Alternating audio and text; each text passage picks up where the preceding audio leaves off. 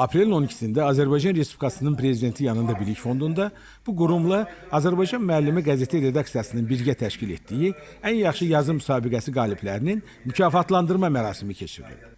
Tədbirdə hər iki qurumun rəhbərləri, Təşkilat Komitəsi və Münsiflər Heyətinin üzvləri, müsabiqə qalibləri və kütləvi informasiya vasitələri nümayəndələri də iştirak ediblər. Mərasimdə Cəhbə bölgəsində erməni silahlı birləşmələrinin törətdiyi təxribata cavab olaraq ordumuzun həyata keçirdiyi uğurlu əməliyyatlar nəticəsində şəhid olmuş əskər və zabitlərimizin xatirəsi bir dəqiqəlik sükutla yad olunub.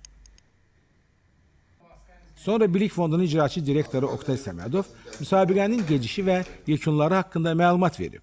O qeyd edib ki, Bilik Fondu ilə Azərbaycan Müəllimi qəzeti redaksiyası arasında bağlanmış birgə əməkdaşlıq haqqında müqaviləyə uyğun olaraq keçirilən müsabiqəyə 2016-cı il yanvarın 1-dən start verilib. Yazıların qəbulu üçün elan olunmuş 35 gün müddətində Təşkilat Komitəsinə 121 yazı daxil olub. Yazılardan 21-i müsabiqənin şərtlərinə məzmun və həcm baxımından uyğun gəlmədiyinə görə qiymətləndirilməyə buraxılmayıb.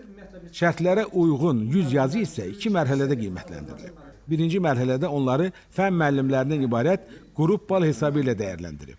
Nəticədə 28 yazı ikinci mərhələyə vəsiqə qazanıb. Bu mərhələdə yazılar Münsiflər Heyətinin üzvləri tərəfindən qiymətləndirilib. Müsabiqənin yekunlarına görə 3 yazı 1, 3 yazı 2, 5 yazı 3, 17 yazı isə həvəsləndirici yerə layiq görülüb və qaliblərin adları açıqlanıb. Müsabiqədə ölkənin 31 şəhər və rayonundan təhsil işçiləri iştirak ediblər. İştirakçılar arasında ümumtəhsil məktəblərində tədris olunan bütün fənlərin təmsilçiləri var. Sonra mükafatlandırma olub. Qaliblərə diplomlar və qiymətli hədiyyələr təqdim olunub. Mərasimdə Bilik Fondunun icraçı direktoru Oktay Səmədov, Azərbaycan Müəllimi qəzetinin baş redaktoru Bayram Hüseynzadə və digər çıxış edənlər qalibləri təbrik edib, müsabiqənin əhəmiyyətini vurğulayıblar.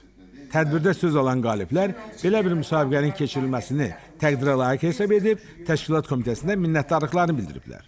Müsabiqənin qalibi kimi mən daha yeniliklər axtarmalıyam, daha novator metodlardan istifadə etməliyəm.